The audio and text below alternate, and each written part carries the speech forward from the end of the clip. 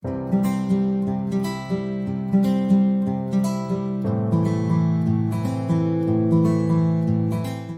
tapi belum pernah sholat dan sujud, orang masuk surga dan neraka karena seekor lalat. Pertanyaan saya, apakah saat ini sudah ada umat Nabi Muhammad atau manusia yang sudah berada di surga neraka? Bukankah manusia akan masuk surga neraka setelah hari kiamat? Kisah tentang seorang perempuan WTS membuka sepatunya, sepatu kulit, dimasukkannya ke dalam sumur, dituangkannya ke anjing yang menjulurkan lidah. Bukan umat Nabi Muhammad, tapi cerita tentang Bani Israel. Allah mengampunkan dia dan dia akan masuk surga. Apakah di surga itu sekarang sudah ada orang di dalamnya? Nabi Muhammad dulu masuk ke surga untuk apa? Meninjau-ninjau, menengok-nengok. Orang yang soleh meninggal, rohnya masuk ke dalam burung paruh warna hijau. Burung itu terbang ke sana kemari. Buka kitab Ar-Ruh, ditulis oleh Imam Ibnu Qayyim Al-Jauziyah. Bapak, ibu, adik-adik, kalau mau baca kitab tentang surga, neraka, alam barzah, dua kitab. Pertama At-Tazkirah Imam Al-Qurtubi, Ar-Ruh Imam Ibnu Qayyim Al-Jauziyah. Ada orang-orang dibawa singgah ke surga jalan-jalan. Ini pemukiman, real estate, rumah mewah. Nanti akan ditempati 1 Januari 2018. Tapi sebelum itu orang boleh jalan-jalan, nengok, survei-survei dulu. Makanya orang mati syahid wajahnya senyum. Kenapa orang mati syahid wajah senyum? Karena sebelum nyawanya keluar, malaikat sudah mengepakkan sayapnya. Di situ nampaknya kau akan mati, kau tinggal di lorong blok C nomor 15. Senyum dia. Ini kita sekarang jangankan tempat surga, parkir pun payah. Apa hukumnya jika saya sholat sambil menutup mata agar sholat saya menjadi lebih khusyuk? Apakah ini tak boleh Pak Ustadz? Sebab dulu saya pernah tanya hal ini pada dosen agama, katanya ini tak boleh karena dianggap tak sopan pada Allah. Sementara jika mata saya terbuka, saya sulit untuk khusyuk. Adakah solusi untuk saya Pak Ustadz? Thanks. Ada gambar senyum. Titik 2. Sekarang saya mau menunjukkan beberapa riwayat sahabat Nabi itu sholatnya pejam mata atau buka mata. Jangan jawab. Nabi jadi imam, sahabat di belakang. Ketika sedang sholat, Nabi buka selopnya, sendalnya. Waktu itu Masjid Nabawi pasir. Nabi buka selopnya, semua sahabat yang ada di belakang membuka selop. Kira-kira sahabat di belakang pejam mata atau buka mata? Buka, karena kalau pejam mana dia tahu. Uqtulul aswadaini fi shalah, bunuhlah dua yang hitam ketika kau sedang sholat. Allahu Akbar. Lewat dua yang hitam. Apa yang hitam itu? Kalajengking dengan ular. Bunuh. Kira-kira orang sholat bisa ada dua yang hitam lewat, dia tahu matanya terbuka atau tertutup? Terbuka. Kalau tertutup, tiba-tiba udah tegak anaconda. Nah, terbuka. Jadi masalah sholat terbuka atau tertutup, terbuka. Tapi ada saat tertentu kita mesti tutup. Saya pernah mengalami. Pas di depan saya pakai baju kaos, tertulis di belakangnya, hidup memang susah, jangan bikin susah.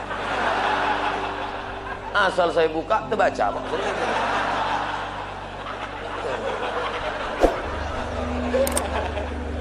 Jangan sholat ke masjid pakai baju bergambar-gambar, bertulis-tulis, pakai baju polos. Gambar. Sudahlah hari Jumat, besok terlambat datang, datang ke tengah, tulis di belakang. Emang masalah buat lo? Kita bukan cerita sah tak sah, tapi efek pengaruhnya terhadap ibadah. Bagaimana pandangan Islam yang baik dalam mencari pendamping hidup seorang istri? 4 orang Pak Ustaz, sifatnya 4. Tungkahul mar'atu li arba', perempuan dinikahi karena 4. Apa yang pertama? 5 liha, karena kaya. Kenapa kau nikahi dia? Manalah Pak Ustaz, aku tengok cincinnya 3 biji. Kaya, tak salah. Wali hasabiha, kenapa kau nikahi dia? Keturunan Pak Ustaz, darah biru. Payah kemarin waktu cari donor darah, biru darah. Yang ketiga, wali jamaliha, karena cantiknya. Rambutnya bak mayang terurai, pipinya bak pauh dilayang, alisnya bak semut beriring, bibirnya bak delima merekah. sosmed. Walidiniha, karena agamanya. Fazfar bidzatiddin, pandang karena agamanya. Kau nikahi karena sukunya. Berapa banyak orang melanggar pantangan suku, dipecat dari suku. Kau nikahi dia karena kayanya, hartanya hilang melayang, kau tak suka lagi. Kau nikahi karena bentuk rupa, perempuan bagaikan bunga, kuntum mekar, setelah itu layu, semuanya layu, dia akan berubah. Nikahilah karena agamanya. Ustadz Somad, ya, saya mahasiswa Ustadz dulu, ya. Bisa, saya udah tamat kuliah Pak Ustadz, mantap. Udah kerja Pak Ustadz, alhamdulillah. Belum nikah Pak Ustadz, nauzubillah. Bisa Ustadz carikan yang ada 4-4-nya Pak Ustadz. Kalau ada 4-4-nya ngapain untuk ente? Man talaba akhan bila aibin baqiya bila akhin. Siapa mencari kawan yang tak bercacat, seumur hidup tak akan berkawan. Menikah bukan mencari kesempurnaan, menikah menutupi segala kekurangan. Semenit setelah akad, mulailah kau nampak segala kekurangannya. Kurang cantik, kurang tinggi, kurang putih, kurang mancung, kurang. Maka setelah nikah, kau tutupilah segala kekurangannya. Setelah dapat, inilah dunia akhirat Pak Ustadz. Jangan lagi matamu liar kemana-mana.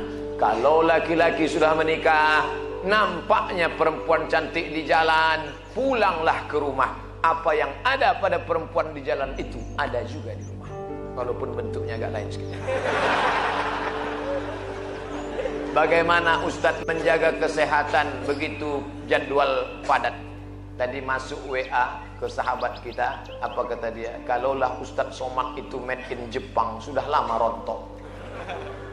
Lalu apa yang Ustadz minum, apa yang Ustadz makan? Semuanya doa jamaah. Cobalah tengok di YouTube, di Twitter, di Facebook, di BBM, doa jamaah. Amin, amin, amin, amin, amin. Semoga Ustaz sehat, semoga Ustaz istiqamah, semoga doa menumpang tuah pada doa, mulut-mulut, tangan-tangan yang soleh. Mudah-mudahan kita bersatu dalam kebaikan insyaallah. Berapa takbir Idul Fitri Pak Ustaz? Berapa hari? Dari mulai tenggelam matahari sore, petang, malam takbir, sampai sore tanggal 13, 10, 11, 12, 13. Allahu Akbar, Allahu Akbar, Allahu Akbar. La ilaha illallah, wallahu akbar. Allahu Akbar, walillahil hamd. Sampai jam 2 malam suara tak serak-serak. Begitu ditengok, rupanya flash disk. Janganlah flash disk, orang lah. Ini banyak nanti flash disk ini masuk surga. CD masuk surga, flash disk masuk surga. Dilatihlah anak-anak muda kita. Latih anak-anak muda. Nih, takbir bukan cuma di masjid. Selama 4 hari itu takbir.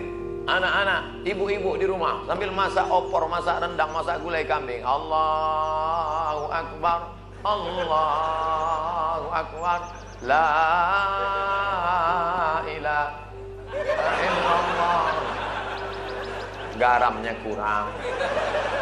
Apa yang membuat Ustadz tetap istiqomah berdakwah dari masjid satu ke masjid lain? Bukankah Ustadz sudah ada tawaran TV swasta untuk mengajak Ustadz mengisi acara di salah satu stasiun TV yang kita semua sudah tahu kalau tampil di TV bayarannya besar? Ya mau saya harus ganteng.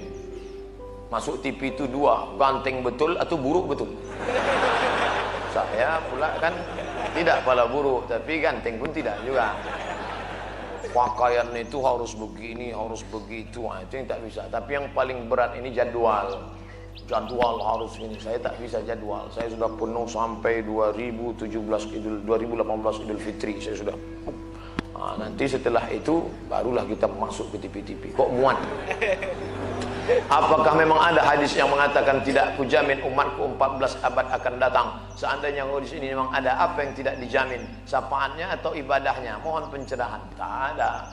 Nabi jangan berkecil hati hidup zaman sekarang. Apa kata Nabi sallallahu alaihi wasallam? Al-ibadatu fil haraji kahijratin ilayya.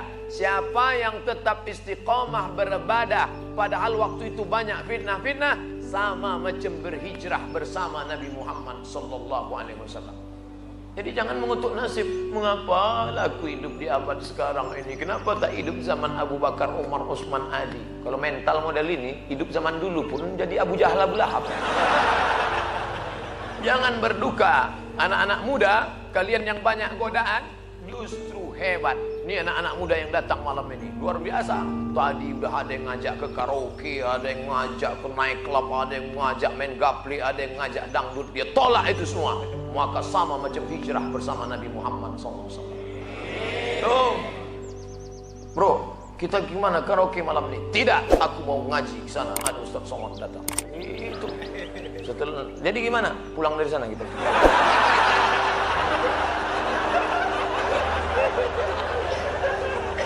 Ada suatu hadis yang mengatakan bahwa menikah itu adalah sunnahku. Barang siapa yang tak mengikut sunnahku maka dia bukan umatku. Bagaimana dengan Imam Syafi'i? Karena dalam buku autobiografi Imam Syafi'i mengatakan beliau tak nikah. Imam Syafi'i menikah. Dari mana Ustaz tahu Imam Syafi'i menikah? Bacalah biografinya.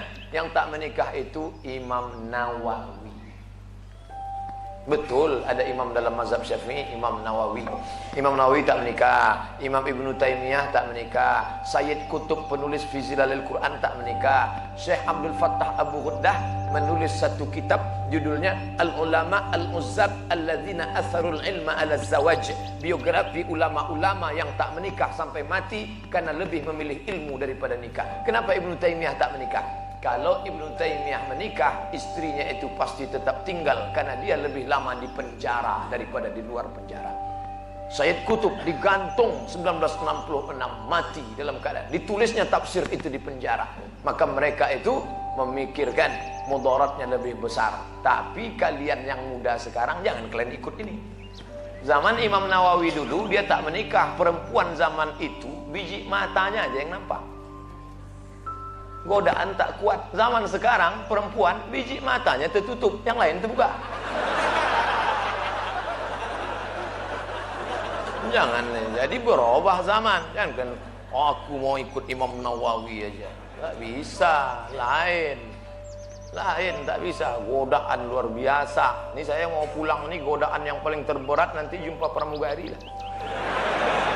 Besok habis sholat Jumat mau pulang. Sudah jelas pakai peci, pakai baju koko, pasang muka seram mau lewat. Tetap ditegurnya. Nomor berapa? La ilaha illallah.